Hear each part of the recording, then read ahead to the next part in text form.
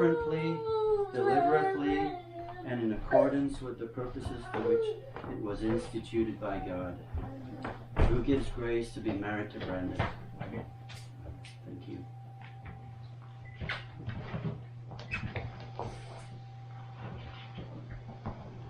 I've got a scripture that I'm going to read for you guys.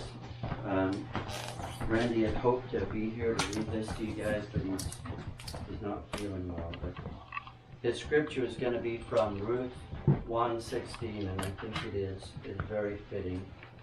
It says, Ruth said, "Do not urge me to leave you or to return from following you. For where you go, I will go, and where you lodge, I will lodge. Your people shall be my people, and your God, my God." Grace, you've come to join us, and you're part of this people. You're part of our church body, and we're so grateful that you're here with us. You know, it's we've had a lot of time to think about this moment, haven't we? Brandon has been trying to get Grace here for quite some time. First it was the paperwork, and then COVID hit, and at that point things just about stopped. And we prayed often. We prayed many nights on our Wednesday night prayer meeting to get you here, and we're seeing the fulfillment of what God has done, and it's a beautiful thing. But months turned into years, and it seemed like it would never get here. The bride would never get to be with the groom. Jesus gave us this parable in Matthew 25, 1 through 13. Then the kingdom of heaven will be like 10 virgins who took their lamps and went to meet the bridegroom. 5 of them were foolish and 5 were wise. For when the foolish took their lamps, they took no oil with them, but the wise took flasks of oil with their lamps. As the bridegroom was delayed, they all became drowsy and slept. But at midnight there was a cry, "Here is the bridegroom, come out to meet him."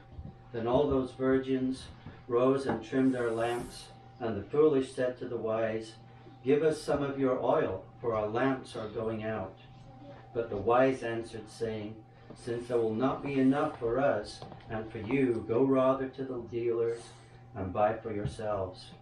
And while they were going to buy, the bridegroom came, and those who were ready went in with him to the marriage feast, and the door was shut.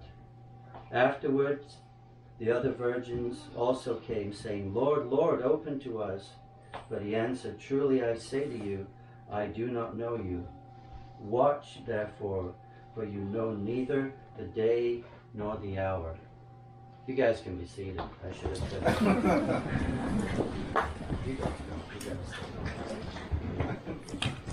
You know, Brandon and Grace didn't know when each would get to be together, but they had to stay ready. You had to stay ready because it could have happened at any moment, and you had to stay hoping, right? You had to stay hoping and trusting that it would take place. You could have given up and just said, what's the point? It's never going to happen anyway. The temptation may be for us to do the same thing. Right? For us as believers, we could say, well, Jesus hasn't come back for 2,000 years. Is he ever going to show up? You know, or even somebody that doesn't believe may say, he's not coming back. How can you think Jesus is ever coming back? But he is. He is coming back, and we do not know the day or the hour when it will happen. The scripture tells us over and over again that the Father knows the time that is set. And Jesus is coming in an hour when we know not. And then we will join with him in what scripture tells us is called the wedding feast of the Lamb. And the question really is for us this evening, will we be ready?